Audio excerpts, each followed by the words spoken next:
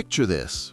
You're sitting across from your partner. Maybe it's dinner. Maybe it's just a normal Tuesday night on the couch. Nothing dramatic, no warning signs. And then something shifts. Her expression changes. The room feels heavier. You don't know what you said wrong, but suddenly you're walking on eggshells. Your brain starts rewinding the last 30 seconds like surveillance footage.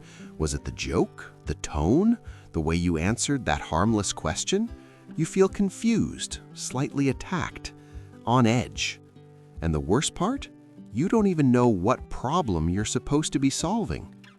Now here's the uncomfortable question most guys never ask themselves. What if the real enemy isn't her mood, but a biological process neither of you were taught to understand? And what if fixing this doesn't start with changing her, but with changing how you respond? This isn't another surface-level relationship hack. This is the underlying reason these moments feel like emotional landmines and how to stop stepping on them. Let's be honest for a second. Up to 80% of women experience noticeable mood and emotional shifts during their menstrual cycle. That's not an opinion, that's biology. Estrogen and progesterone rise and fall, affecting energy levels, emotional sensitivity, stress tolerance, and even perception. This isn't a flaw, it's how the human body works. Think of it like ocean tides. Some days the water is calm, other days it's rough and unpredictable. But here's the part almost nobody talks about. Men have cycles too. Testosterone isn't a flat line. It fluctuates daily and weekly. Some days you feel confident, focused, grounded. Other days you're irritated for no clear reason, short-tempered, withdrawn, less patient. That's not weakness, that's chemistry. So when two people with fluctuating internal systems interact, especially under stress, things can get messy fast. Evolution designed us for survival, not for modern relationships, shared apartments, financial pressure, sleep deprivation, and constant communication. Our brains are running ancient software in a modern environment. No wonder it glitches. When moods swing, it's not drama, it's neurochemistry. Dopamine, serotonin, cortisol, these chemicals shift based on stress, sleep, hormones, and environment. Suddenly, small things feel huge, neutral comments feel personal, silence feels threatening. And here's the key truth: projection happens on both sides. Sometimes she projects her stress onto you. Sometimes you project your stress onto her. Take Ryan, a project manager in his early 30s.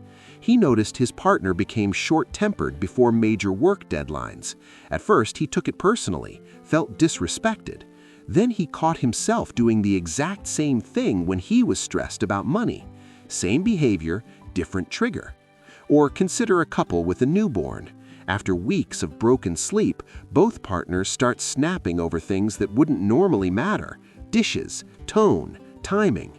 Not because the relationship is broken, but because their nervous systems are overloaded. This isn't about blame, it's about understanding the mechanism.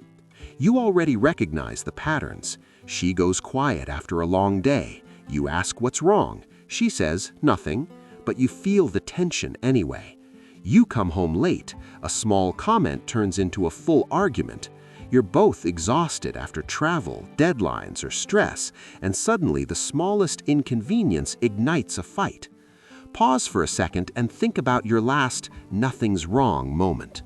Now, think about your triggers, the moments when you shut down, get defensive, or mentally check out. These aren't her problems or your problems, they're relationship patterns, and patterns repeat until they're recognized. Here's where things get even more confusing. Culture sends mixed messages. Be emotionally available, but don't be weak. Be confident, but don't be controlling. Take responsibility, but don't take blame.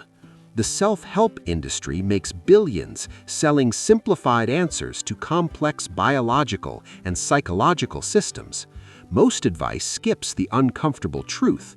Emotions aren't just choices, they're responses. And this is where a lot of men break. You try to be the rock, the fixer, the mind reader. You absorb tension, smooth things over, and keep going until you're burned out. Resentment creeps in. Emotional distance grows. The relationship starts to feel like a cold war. Two people tired, guarded, and bracing for the next conflict. But it doesn't have to end there. Some men turn things around, not by controlling situations, but by understanding them. By stepping back, setting boundaries, taking responsibility for their own emotional regulation instead of trying to manage someone else's. And here's the uncomfortable but freeing truth. She's not the villain. You're not the hero or the victim. Biology is involved, and you're both human.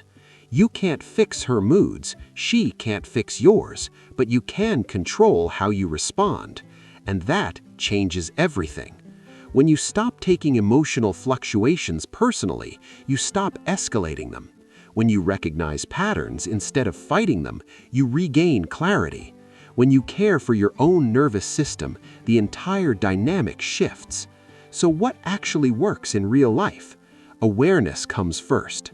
Tracking patterns, stress, sleep, cycles removes confusion. When you understand timing, you stop misinterpreting intent. Next, don't absorb emotional energy that isn't yours. You can be supportive without self-abandoning. Saying, "I'm here for you, but I'm not taking this personally," isn't cold, it's grounded. Third, take your own emotional health seriously. Movement, sunlight, social connection, purpose. Your dopamine levels affect how you show up more than you think. Fourth, create a small weekly check-in, 10 minutes, no fixing, no blaming, just honesty. This prevents pressure from building silently. And finally, test it. 1 week. Observe the changes. Notice how awareness alone diffuses tension. This isn't about winning arguments, it's about building a system that doesn't collapse under stress. What I've shared isn't comfortable, but it's real. And real understanding is what actually breaks cycles. Not control, not guilt, not silence, just clarity. And sometimes that's all it takes.